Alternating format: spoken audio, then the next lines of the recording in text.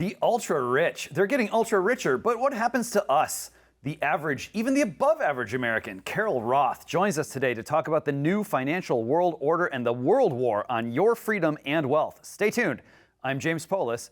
This is Zero Hour.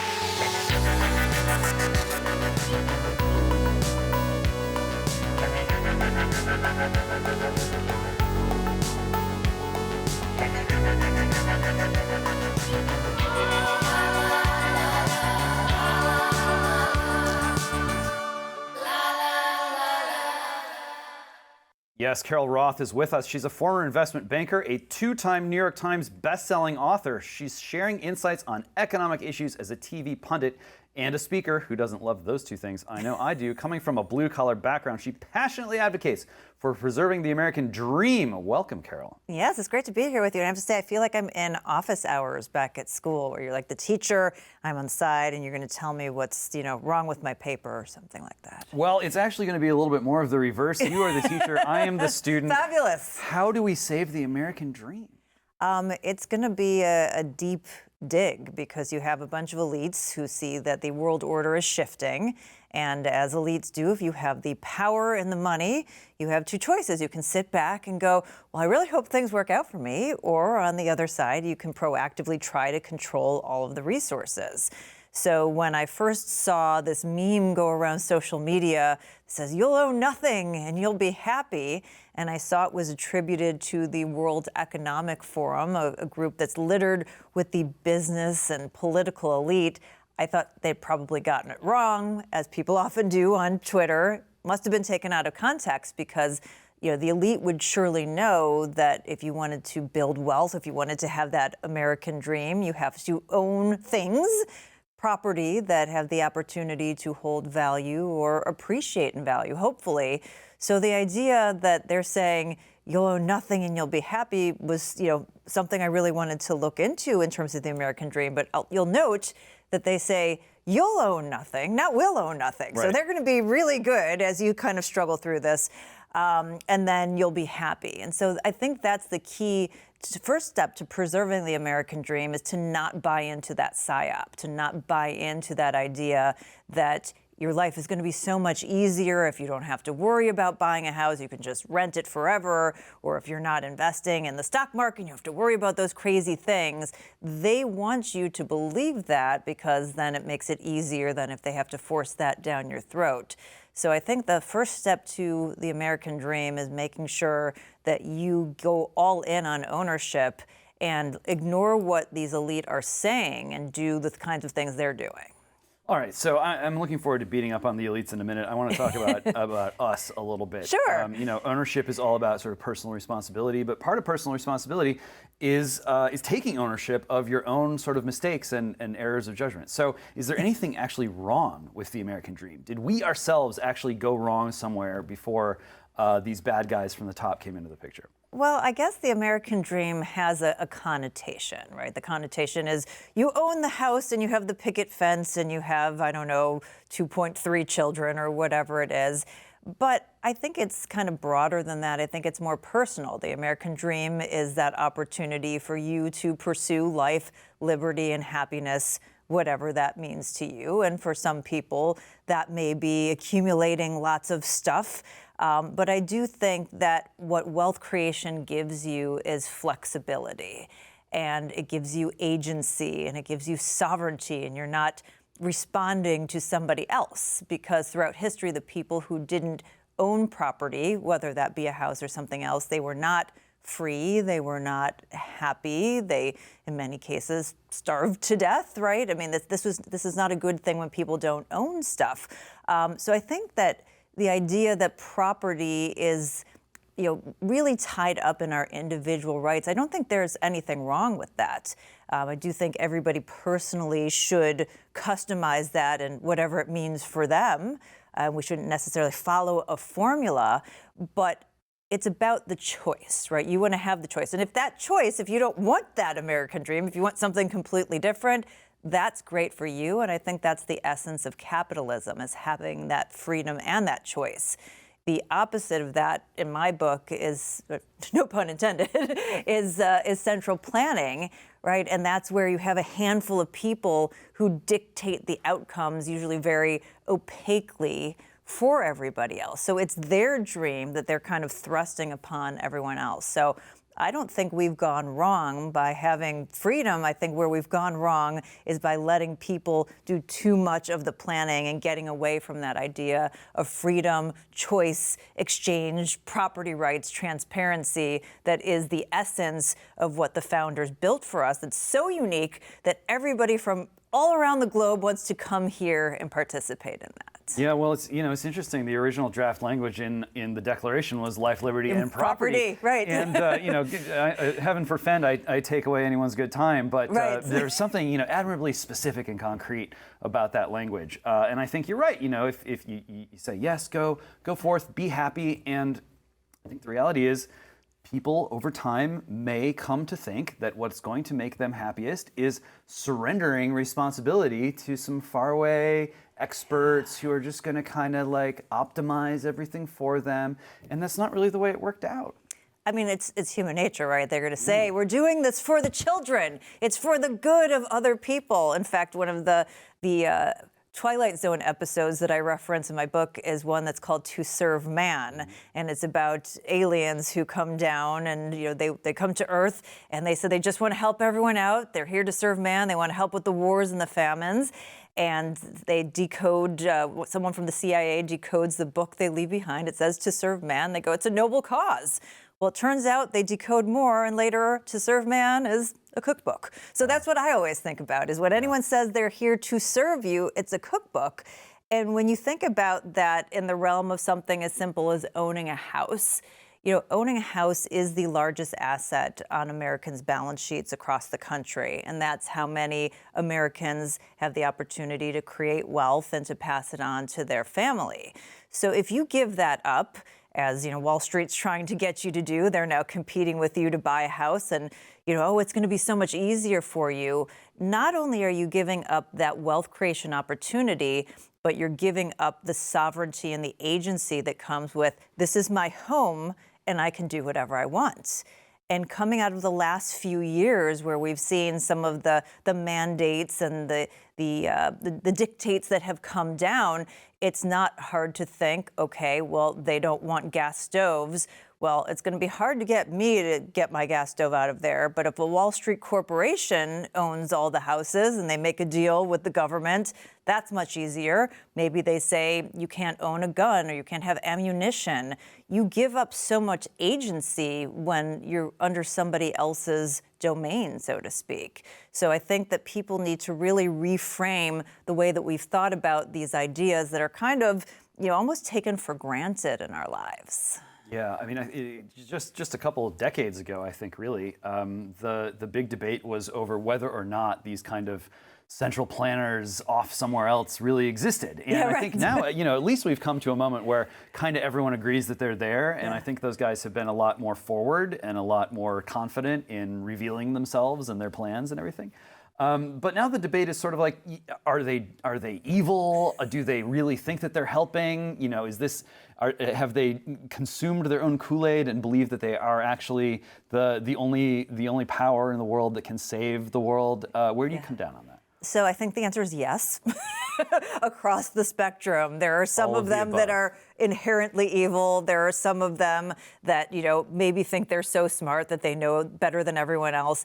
I think most of this is just human nature, that human nature goes in cycles. We think that, technology evolves and our surrounding evolves and that we're these enlightened beings, and we're not. We're just human, and they have the same drives, and we make the same mistakes over and over again, which is why, it's always said that history rhymes, right? So I think that you have these central planners who are trying to gain power. They're trying to gain wealth for themselves. And as I said, we're seeing the world order change. Also not another conspiracy theory. The President of the United States has said this. It's on the White House's website. There's going to be a new world order out there, and we have to lead it. this changes all the time. And so I think that is creating a panic, and it's why it's happening now in a different way than it maybe would have, you would have looked at this 30 years ago, because things are different and they're shifting, and they really want to make sure that they are in charge. So as that has happened, and they've crafted new ways of making sure that they secure that power and that money for themselves, it plays out differently depending on where we are in the cycle. If you think about, these powers that you said that are revealing themselves, take something just like central banking, like the Federal Reserve, and the damage that they have done just not only from the time that they've existed in 1913, but the acceleration of that over the last 15 years with their easy money policy, with suppressing interest rates, with adding $9 trillion to their balance sheet, completely disrupted risk, transferred trillions of dollars in wealth from Main Street to Wall Street. But it's done so opaquely that everyone's like, I know things aren't working, but I'm not really sure why. And they're blaming everything else. The average American's not like, oh, well, it's the Federal Reserve and its monetary policy. And obviously this is the source of the issue, and we need to fix that. But it's been very clever in the way that they've been able to move wealth without sort of the average person seeing it. So, they're doing that, as I said, I think just basically human nature. It's not like they're sitting around the table like Dr. Evil with their finger in their mouth going, how are we going to screw these people? It's more of how do we get more for ourselves? And if these people, don't get as much, well, that's not that big of a problem. Well, you use the P word, panic, and I think that's really important. The language of crisis has been with us now for so long. Yes. People are getting really burned out on the rhetoric of crisis. They're like, yes, we know, welcome to my life. Yeah. Every day is a crisis. Right. But panic is not used as much. And I think the socioeconomic and financial elites are very comfortable with talking about crisis and getting people to think in terms of crisis, when what's really going on is a panic, is a series of panics. It used to be, you go back through economic history, financial history in the U.S., and the panic of 1828 or something, right? This was an accepted way of understanding an economic phenomenon, where you have this kind of whipsawing instability in the system that is the result of incorrect or sort of abusive policies. And it does create panic. It isn't just sort of, things are, it's, there's a Chinese character for this that means we can also get, it's a panic. Nobody knows what's going on, and there's this kind of scramble. And I think that we're seeing this play out right now so profoundly, where, interest rates were like, maybe we'll go negative. And then fast forward a few years, and it's like, now they're 10% almost. This induces panic in people because it creates this knowledge that expect the unexpected. You don't know what's going to happen, but you know it's going to be bad. How do you break that cycle? Yeah, well, it's interesting, right? Because they almost create that so that they can come in and say, we're the ones who can fix this. And it's like, I always say, it's like the arsonists who set your house on fire, and then they show up with their water bottle and it's like, hey, I'm here to put out your fire. So they're not acknowledging they're the ones that set it out on fire, and they don't have the tools available to actually change it. It's almost a form of racketeering, isn't it? It is. It's 100%. Racketeering or profiteering, if you want to be kinder and gentler about it. Maybe you don't. Maybe you want to just call it racketeering. But I think, it's interesting. We live in a time where we see these protests on a day-to-day basis about kind of everything. And I keep hearing that the economy is the biggest issue for voters, the biggest issue in people's lives. When's the last time you saw a peaceful but forcible protest on the Fed, on Congress, on the Treasury, saying, you are absolutely crushing the middle and working class, enough's enough? If you go back to the 70s, when there was this huge inflation, there was a huge awareness about the role of money printing and, what was happening. You had car dealers who were mailing the keys of unsold cars back to the Fed. You had home builders who were taking lumber and, dropping it on the door in front of the building, saying we can't build houses. And there was an organic movement.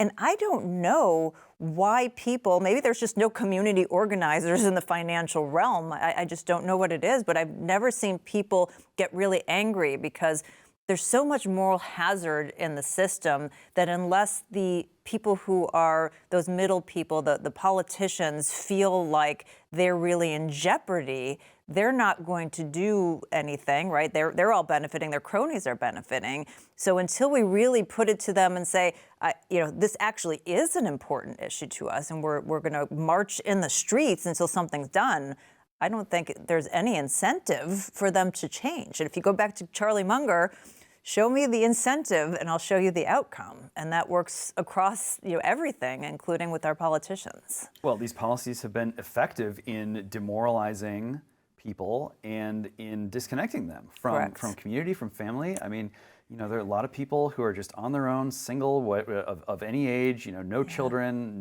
maybe even, grandparents are out of the picture. Community ties are weak, especially coming out of COVID, people just kind of disappearing into their phones. When you're that disconnected from real flesh and blood human life, you're not going to be taking to the streets. You're not going to be mailing keys back to the Fed. You're just going to kind of be doom scrolling, right? You're going to tweet about it. You're going to have a hashtag, call it Bidenomics, TM, and then, okay, I've said my piece. It's a tough time, and I do feel, particularly for the younger generations who are so demoralized, they keep coming up with new phrases for things. First it was quiet quitting, now they're doing soft saving. And soft saving is, I'm just not saving for retirement. I'm just going to live my life, I'm going to enjoy it, I just will never retire. Which, going back to where we started this conversation, it's all about flexibility. If you are not retiring by choice, that's awesome. And I'm a big advocate of not retiring. I think that work is good for people and keeps you sharp and whatnot. But that should be your choice. It shouldn't be because you have to work. It also stands in the face of what Albert Einstein called the eighth wonder of the world, which is compound interest, right? Those who understand it earn it, and those who don't pay it. And so these young people who are exactly the people who should be focused on this and figuring out, okay, what needs to change? How do I invest?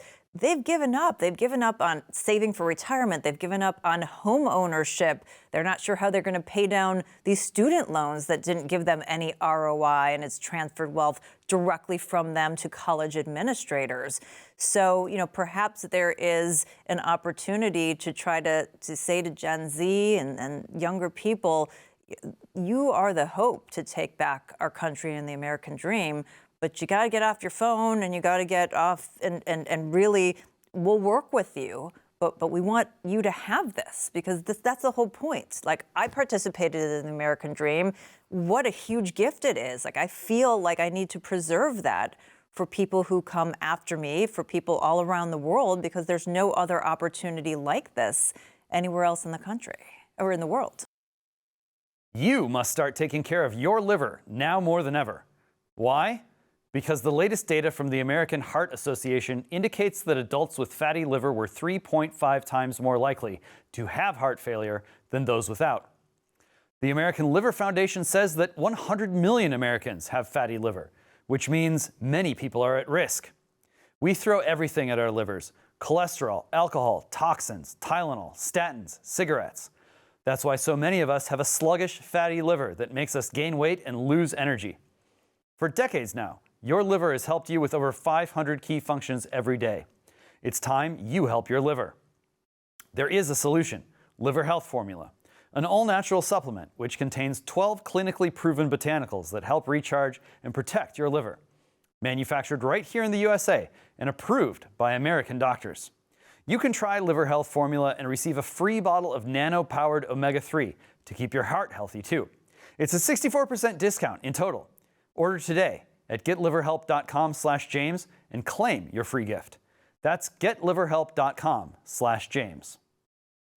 Even if people get off their phones, even if people move out of that micro apartment in San Francisco and go find some real community, best case scenario might still be we just kind of walk it back to 1978 or whatever and play the tape forward again. So we're not really, it may be necessary to overcome the disenchantment, overcome the disconnection. Yes.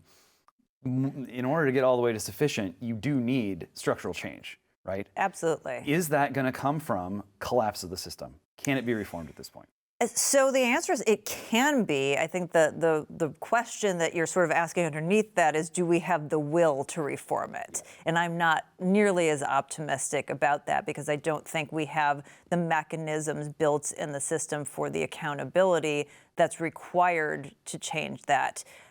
If you think about the way that we have to pay for things, and one of them is to increase taxes, one of them is to increase the debt, and at the debt levels that we're at today, there aren't enough buyers. So monetize the debt, debase our money, and means your purchasing power is less today or in the future than it was today. Or to cut back spending and these promises and say, if you were lied to, there's no way we can fulfill that.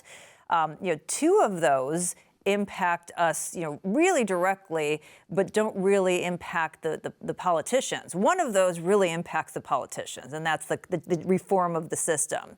So that's the one they're probably not going to do, and that's the one we need them to be doing. We need them to have we need some leader who has the cojones to come out and say, listen, you've been lied to. You're going to pay for this one way or another. Let me explain how this is going to work. We're going through the path of least resistance so that you will have the best opportunity going forward. And, it won't just be the elite getting rich and you getting poorer, and we're going to barbell the whole economy. We want everybody to participate in that American dream. Is that likely to take place? I mean, we saw what happened in France when they raised the retirement age just 2 years. I think it was 62 to 64, and they burned down Paris.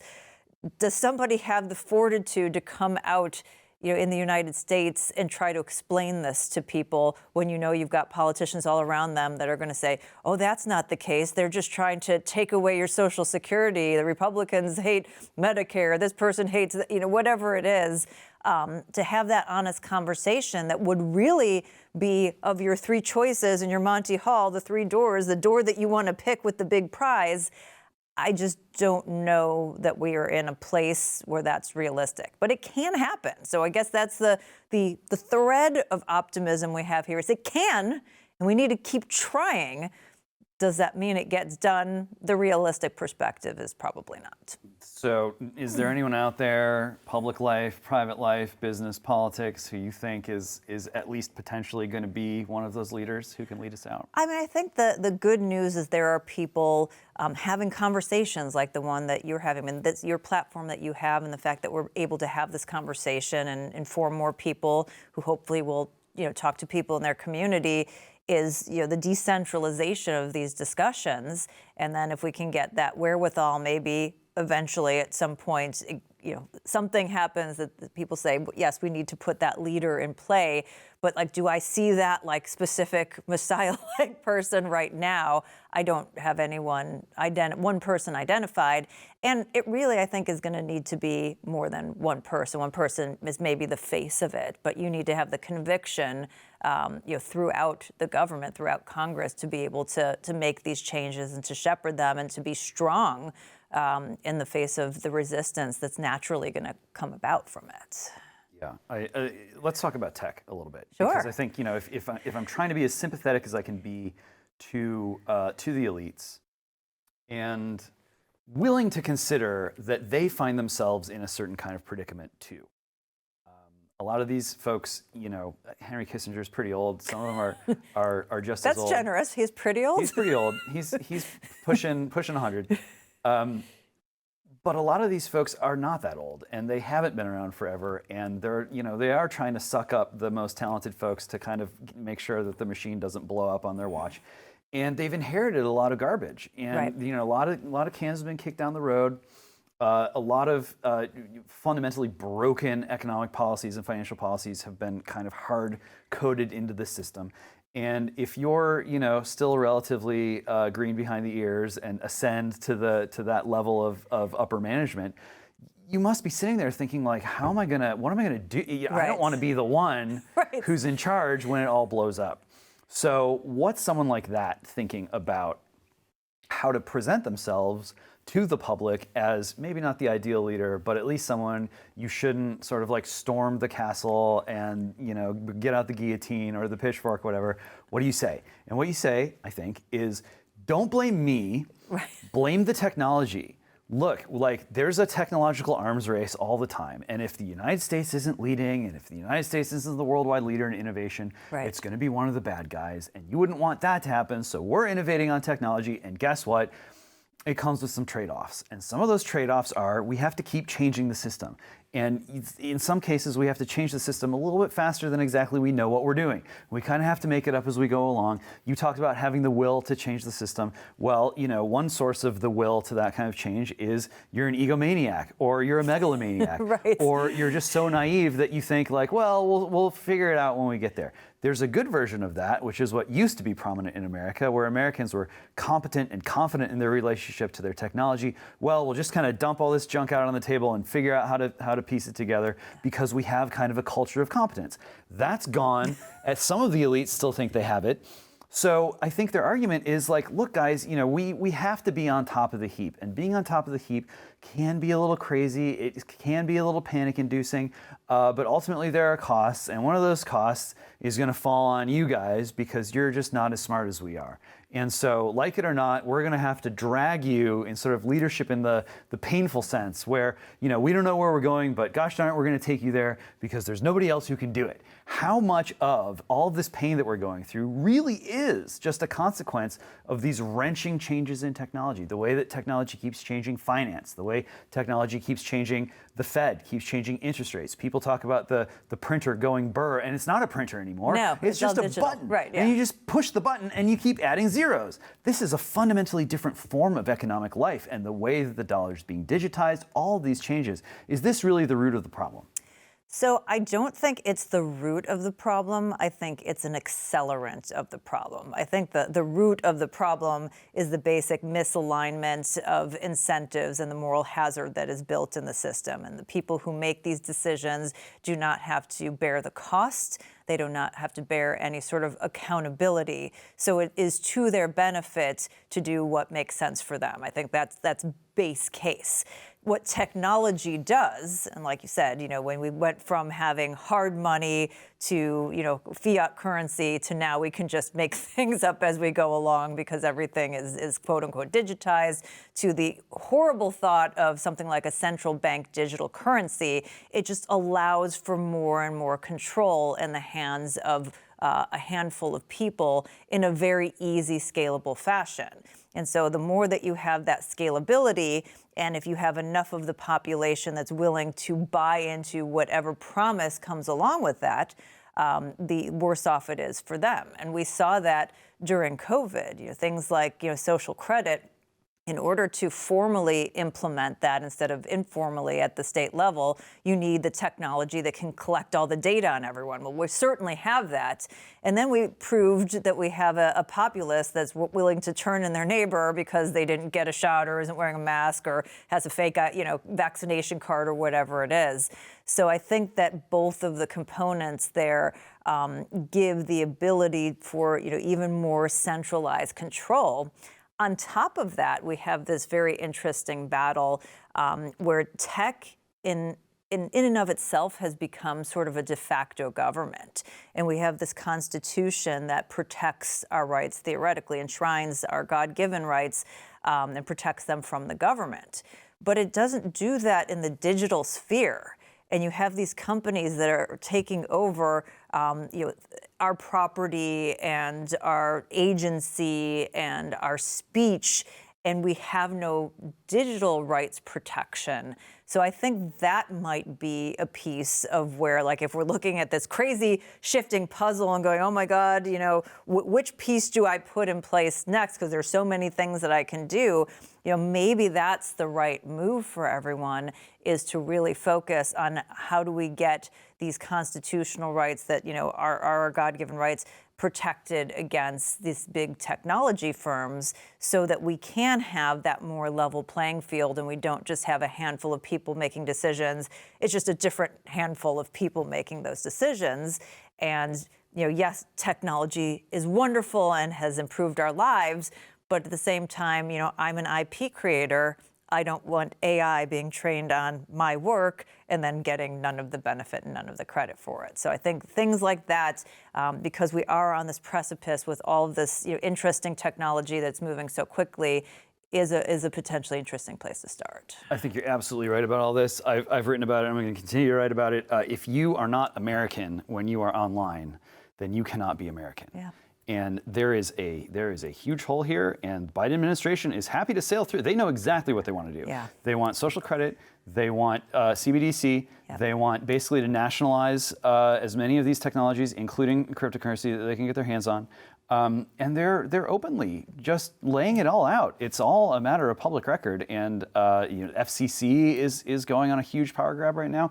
And our guys are sort of, still trying to figure out like what a hashtag is. I mean, it's Right. it's a little dismaying. So I do think, I think the time for whether it's Digital Rights Act, Digital Rights Amendment at the state level, if you can't get it done at the federal level, there are states, whether it's Florida, Texas, and Arizona, Yep. even like in Arkansas or Wyoming, there are states where we can move on this kind of legislation. I've talked to folks at the state and federal level. There's interest there. It's worth doing. It needs to be done. I'm committed to doing whatever I can to move that ball along. For ordinary people, however, there's an objection, and the objection is, I salute you trying to pass common sense legislation that's Right. going to make sure that America is America on the internet. But in the meantime, I have no wealth. Right. I Doesn't can't matter. buy my groceries. Right. It doesn't matter what I'm earning. Even high earners, I have no wealth. I'm still, net worth negative. What can people do to actually build some wealth Yeah. starting right now, so that by the time we, unfoobar this situation, they're not on the breadlines? Yeah, so obviously, first, I just want to acknowledge that this has been a really difficult time for people. The media, the Biden administration, they say, oh, the rate of inflation is slowing. Why don't you think the economy is great? And it's such just a kick in the gut to people who are experiencing this, and then being gaslit about it and saying, no, you're in a fantastic financial position. You have less savings, you have more credit card debt, your personal balance sheets have been destroyed, your 401k is now a 201k, whatever it is, but you're doing great. And every transaction over $600, we're going to monitor and log where that money's going. Because of the billionaires, because of the greedy. Right. We want to make sure that the greedy billionaires pay, because they have lots of $600 transactions across accounts. So I think that people are struggling, and when I say it's time for austerity, people are going to say, "Well, I'm already being austere and I can't afford it." And I'm not downplaying the situation, but I'm going to say there are places that you can cut back, and you need to figure out, what subscriptions you have. Do you have a storage locker where maybe you forgot, okay, I'm paying, hundreds of dollars a month, and do I really need that to be there? Maybe I need to work a few more hours. Whatever it is, to either increase your revenues or to decrease your expenses so that you can build up some more wealth today. I think it's critical. I think you need to have an emergency fund for at least 12 months, given what potentially is ahead of us. Then, if you do have capital, it's really important, and this is not financial advice, but it's also not groundbreaking financial advice either, because it's what I would tell you probably anyway, but it just has a different lens and a different urgency right now, is to have a very well-diversified portfolio, because we can see the trajectory, but one thing we never know in finance is the timing, and things can happen in different scenarios and different timing. This is how short sellers get crushed. There are people who know a company is eventually going to go bankrupt, and they short the stock, and then the stock goes up, and they get crushed, and then eventually it does go bankrupt because they had the timing wrong. So you have to be prepared no matter what the timing is, and having that well-diversified portfolio. But over time, as we talk about things like, agency, the central bank digital currency, the fact that the Fed's debasing the dollar, you want to have hard assets. You want to have the home. You want to have land. You want to have physical precious metals, things in a form factor you can control. If you're fortunate to be one of those people who does have more money, maybe you're looking at, art or, Birkin bags or, whatever it is. But those are the things that it's going to be much more difficult for them to debase the value.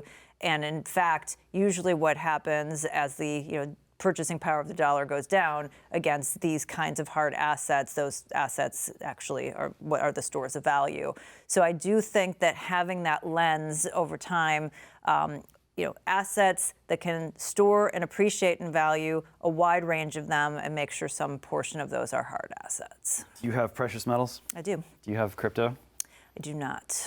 Are you a hater? Are you ever going to So go I'm not. Bitcoin? I'm not a hater. So this is what I'll say about it, is that the people who believe in crypto, particularly Bitcoin, have the same thesis as the people who believe in precious metals. It's a different way of things happening. My father always taught me that if you don't understand something inside and out, you don't invest in it. So I'm really good. I can tell you what a restaurant chain is. I can tell you what a gold chain is. Blockchain, I could probably fudge my way around it, but not quite as well as the others. There are some fundamental things about it, whether it be quantum computing or we're in a war and all of the electricity grid goes down. What happens? That I just kind of can't get my head wrapped around. But I'm not the expert on that. You should talk to somebody who's the expert about that. So I don't hate it because the thesis is correct and I understand why people are doing it. But the way that I would prefer to go into that thesis are things like for medium of exchange to have the physical precious metals, and for stores of value, things that are more like land. Yeah, well, I'm definitely a land guy. I'm definitely a gold guy, but I also love an opportunity to talk about this book, Human Forever by James Poulos. So this is a book that is for sale on a website called Canonic, canonic.xyz, and on Canonic, this book was published onto the Bitcoin blockchain and for sale in Bitcoin. And here's why I did that. There's a popular attitude in the Bitcoin community, the BTCers, which is number go up, everyone get Bitcoin, the value will go up, we'll just sit on our mountaintop and achieve nirvana, we all become rich, right. The Fed dies, the fiat system collapses, and we win. It's not a totally implausible theory. However, there are objections, and one of them is the one that you raised. I don't really know what I'm doing. Should I really be investing? Is this investing? Is this not just speculation? And right. Those are fair criticisms. And I also think, at the end of the day, there is something not exactly American about wanting to create a financial system where you do nothing and get rich. Right? You just kind of hold the magic thing, and the magic thing produces magic wealth. Historically, that has not worked out as a philosophy over longer periods of time. It doesn't work very well, and doesn't really jive with this very deeply American idea that if you want to build wealth, you gotta sweat.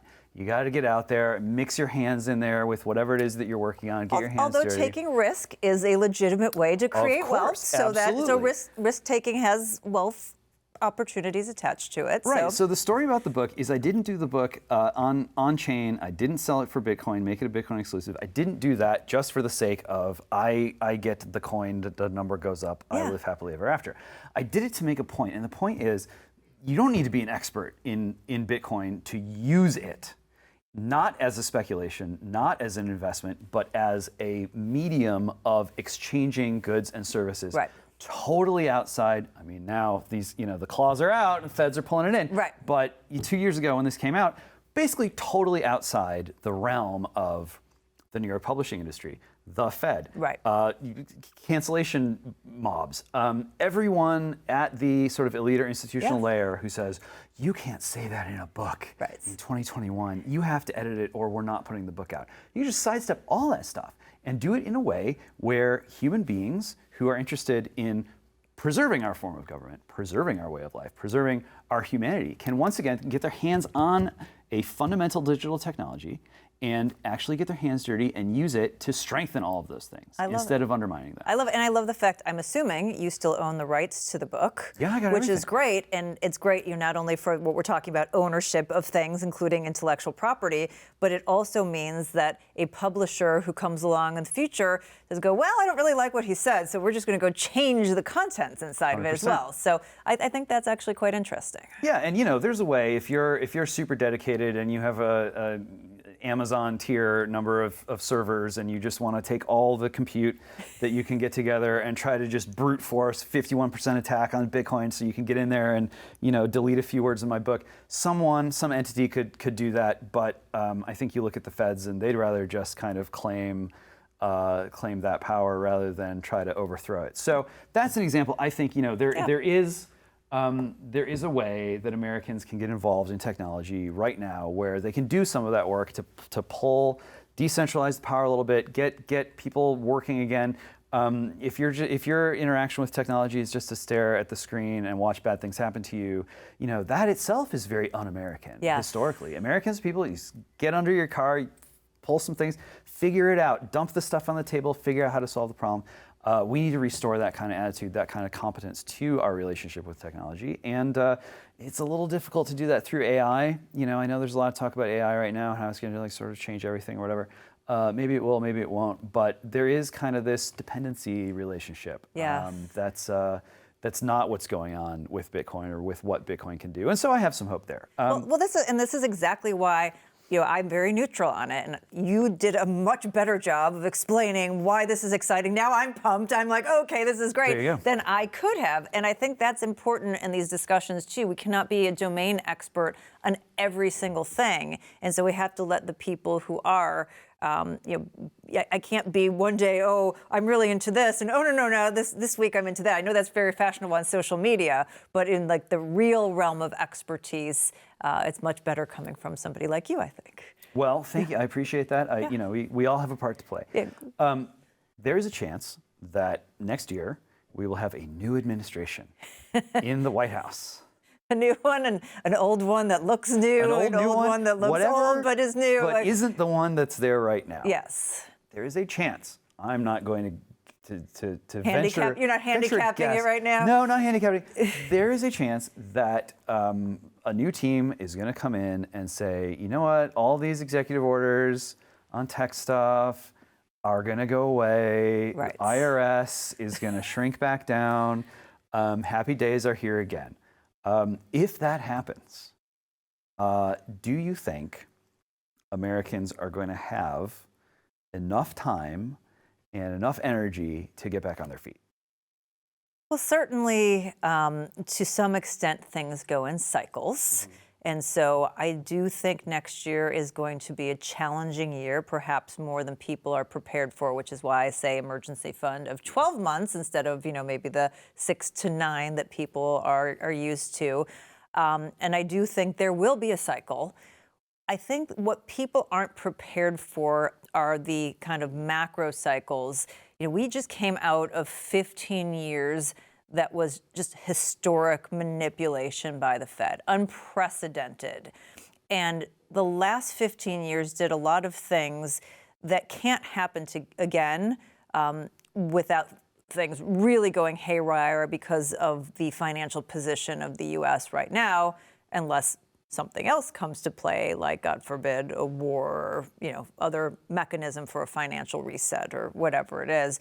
So I think that, my messaging here is that I wouldn't expect the next 15 years to look like the last 15. When you think about, the cycle of getting back on your feet, do I think that we're going to have like the same, just, cheap money and it's easy and everybody can go out and invest in these things and it's great? And I just don't think that's going to happen. Not to say that we're not going to go back into QE, because I do think that's a very realistic possibility, just given the buffet of options that we have that we talked about previously. So there will be opportunities, but it's going to be harder than before. And I think people need to mentally prepare for that, because they're going to go, well, the last time around, this was so easy. And if you just did these things, then, these people, did well. And I don't think that blueprint can be replicated in the next 15 years. So yes, you'll have the opportunity, probably not in 2024, but through some cycle after the bad stuff moves away, hopefully to get back on your feet. But it's going to be with probably less upside potential and things a little bit more normalized, which, by the way, isn't necessarily a bad thing. I think we want it to be more normalized. I just think the expectations are perhaps overhyped because of the last 15 years. Well, I think there's a fear that there's no other way to thrive in America. For so long, it was buy the house, interest rates so low, lock it in, come on, baby. And then 2008 happened, and that kind of blew up. but it bounced back pretty quick in the grand did. scheme of things. It did. And I think there was a lot of sort of like torquing the levers to get it to bounce back there. I keep an eye on the housing situation in the Phoenix metro area, and here's why. Phoenix is now, I think, the 5th largest city in America, probably one of the reddest. You got Houston down there, but I think Houston is almost its own planet, sitting there at number 2 now, I think, at this point. And so what's going on in Phoenix? You get a big influx of people, you get a huge real estate boom in Phoenix, Scottsdale, outlying areas. In some cases, you go on Zillow and just the tears brimming in my eyes watching bought in 2018 for $250 and now sold in 2021 for $2.5 million. Right, just truly terrifying. But there's a dark side, which is Airbnb went nuts in Scottsdale. And now you have a lot of people who just can't fill those homes. Yeah. And now they're starting to go like, well, wait a minute, like, do I pay the mortgage? Do I put it on the market? Do I sit it out? Do I wait? Do I sort of deplete my savings, hoping that the Airbnb market, like, you've got this kind of confluence of all these factors where it's like lots of people moving to a new spot because blue state economies are failing. Lots of hope riding on the app economy, the gig economy. Oh, I'll just flip it. I'll just put it on Airbnb. Right. And then you got people who have the means to kind of enter into that. Maybe it's speculation, maybe it's investment, maybe we'll see what happens. But just over the past, I think in many cases, just the past 12 months, it's crunch time for these folks, and it's all in flux. Do you see situations like that as becoming more common? Do you think that people are going to, is this the kind of thing that's going to clarify for good or for ill over the next 12 months? I think 12 to 18 months, I would say. Something is going to have to give there. And I do think that particularly in those areas where there is a large Airbnb purchasing situation going on, I think that those people are going to end up probably giving up at some point in time and going, I've held out, this isn't working. And maybe that's kind of one of the ways that gets the supply back into the market. I think the biggest challenge is that we need a few other things to kind of fall into place. One of them is hopefully at the state and local level, people putting some more pressure on because we've had this increase in the value of property. A sneaky way that we're all being burdened by that is the increases in things like property taxes and insurance that comes with this paper wealth. All of a sudden you have something where Zillow says now it's worth far more, and you're now incurring all of these additional costs, even though you're not necessarily benefiting from that. So, that could be something. Also, the mortgages, the greater part of Americans have mortgages that are locked in under 5%, a large proportion, 3.5%. We're sitting at like 8% mortgages right now. Even if you have all of this wealth in your house and you can sell it, you're going to go, well, I have to buy something at an inflated price. Now I have a higher mortgage.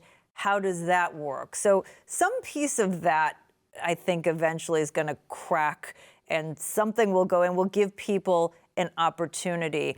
However, we are undersupplied in terms of housing. I mean, just by millions of units.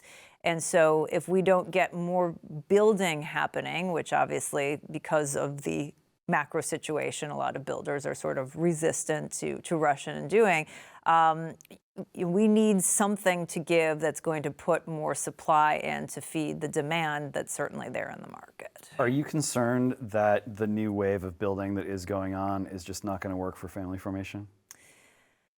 Well, certainly there are a lot of things around the market. One is Wall Street coming in and competing with single-family homes. Two are the types of units that are being built.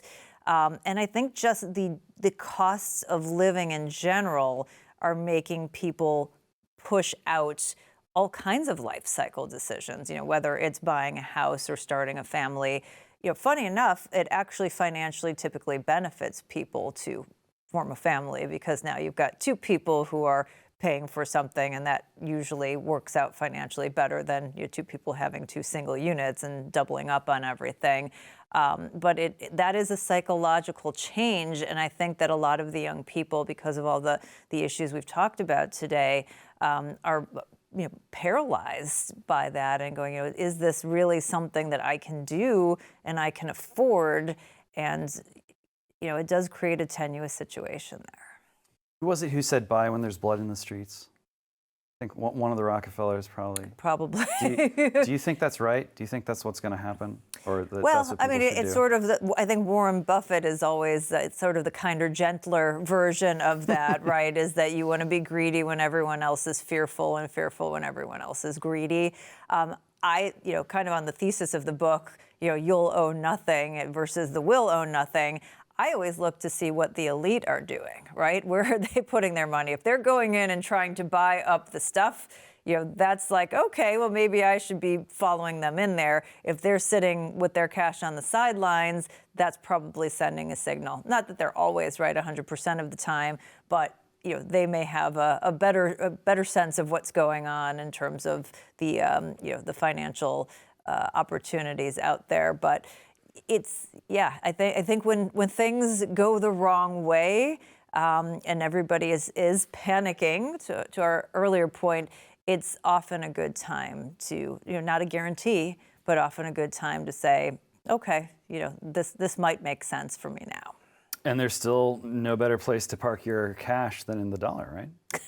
In the dollar? Well, relative to other currencies. Well, I mean, it's I call it the skinniest kid at fat camp, right? There are some people call it the cleanest shirt in the laundry.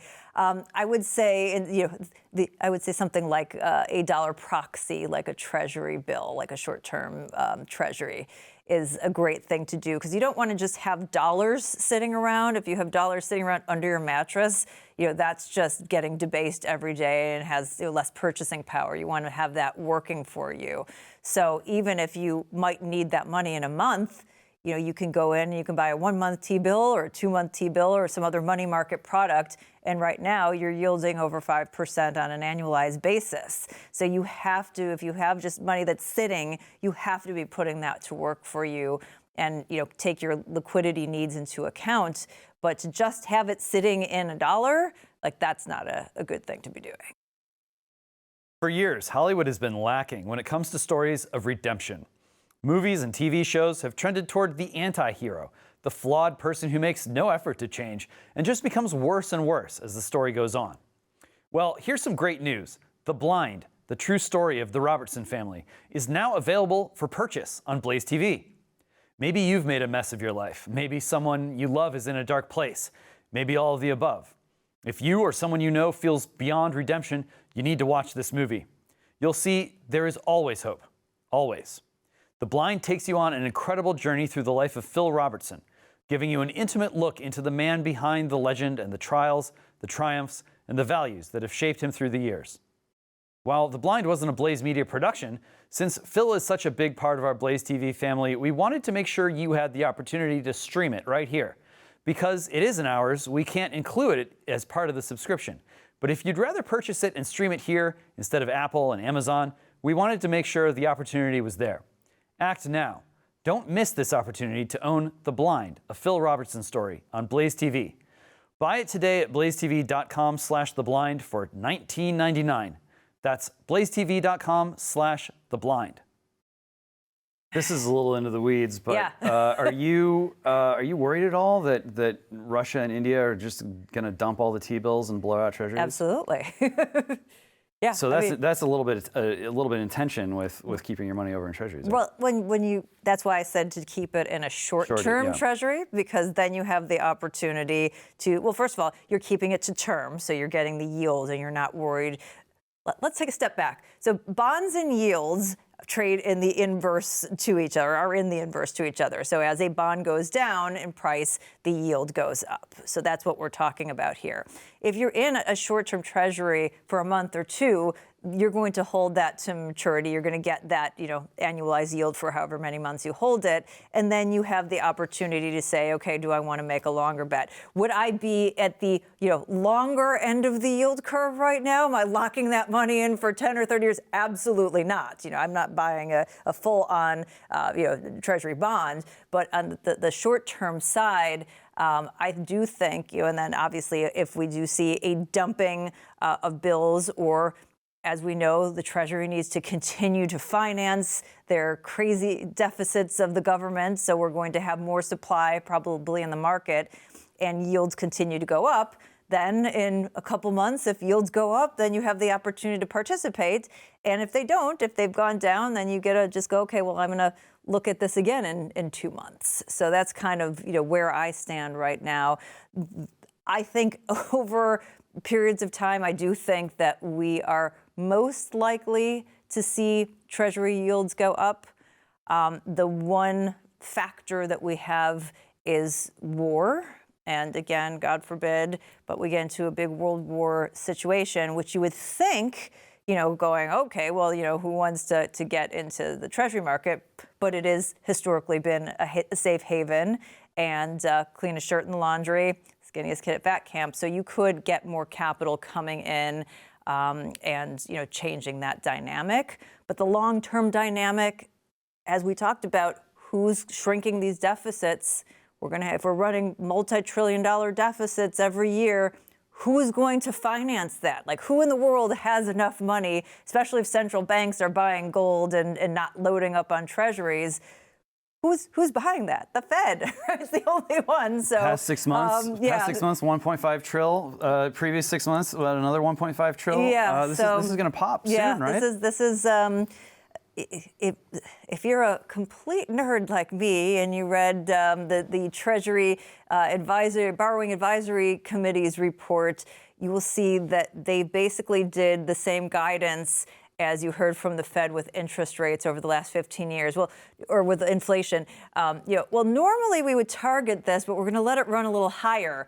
It's the same thing with the borrowing. Well, normally we would tell you to borrow, for longer, but because there's no demand there, we're going to say that you should borrow, more at the lower end, at the short end of the yield curve.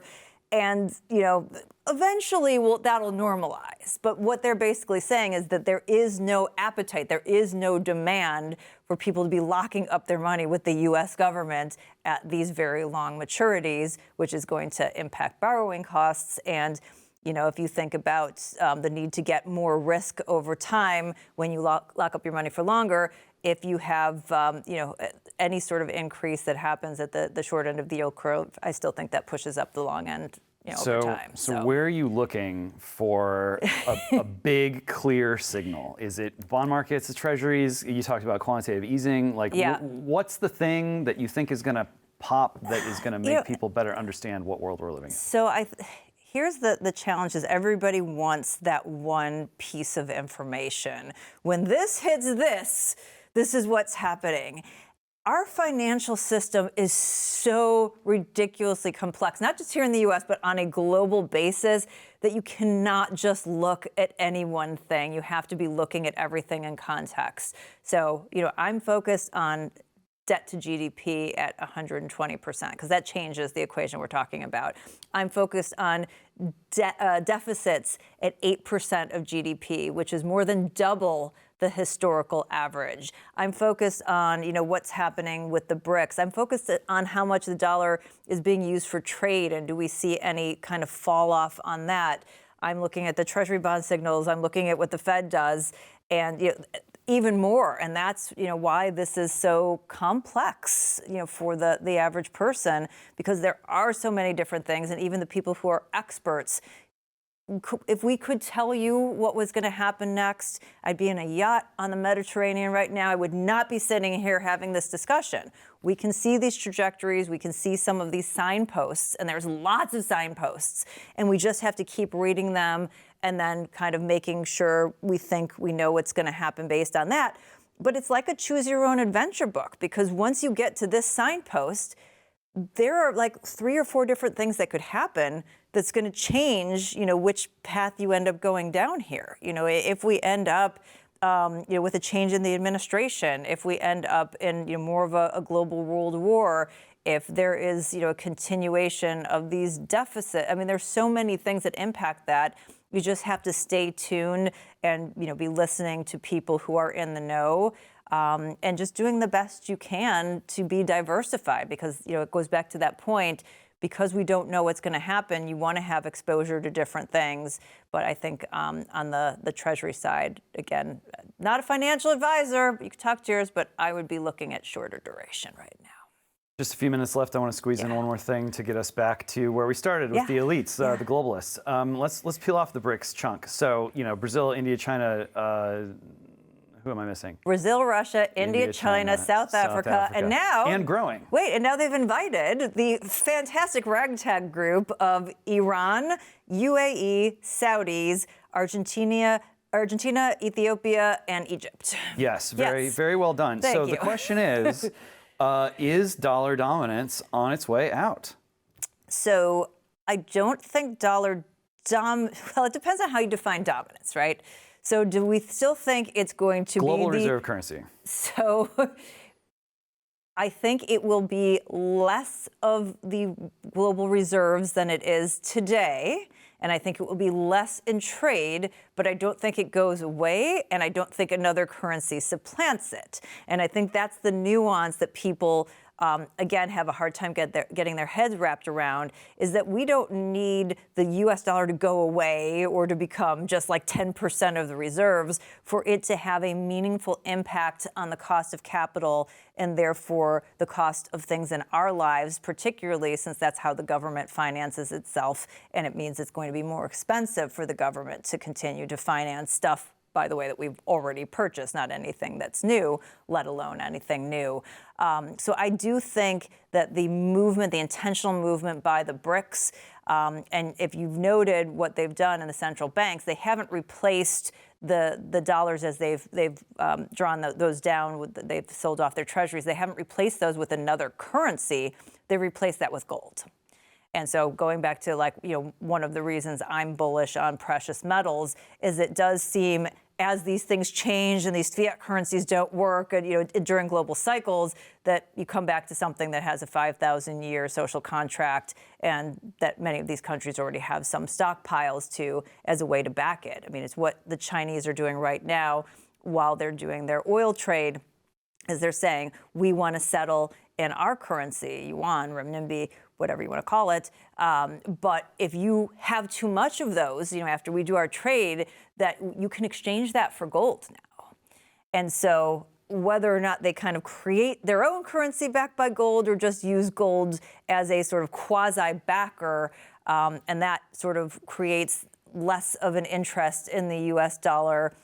Again, it doesn't have to be that it goes away, but as it's used for less trade, as it is used for less central bank holdings, there's less demand, and that plays into that supply-demand imbalance that we're talking about and makes our cost of capital more expensive. Yeah, I think this might be where the rubber hits the road. I mean, so much of what the U.S. and the West does instead of fighting wars is to use those financial levers to try to get other countries to do what they want. I think one of the things, the big lessons that we're learning right now, they did it to Russia. It's not really working. There are all kinds of propaganda and everything flying around, but I think there is a lesson there. And, it's a lot harder to run a sort of social credit CBDC system on America when that fundamental strength of the dollar as not just a reserve currency, but as a tool of coercion, when that goes away abroad. So maybe you can come back at some point when the dust has settled a little bit and we can unpack the international financial system as it evolves in real time. We'd love to do that. Awesome. Until that moment, Carol Roth, thank you so much. That's all the time we've got. Check out Carol's book. I've got it right here in the flesh. You will own nothing unless you read this book. Follow her on Twitter at Carol S.J. Roth if you want more content just like, I'm sorry, Carol J.S. Roth. That's the book. If you want more content just like this, please go to blazetv.com. Subscribe. Check out the other shows we have going on. Until next time, I am James Poulos. This is Zero Hour, and may God have mercy.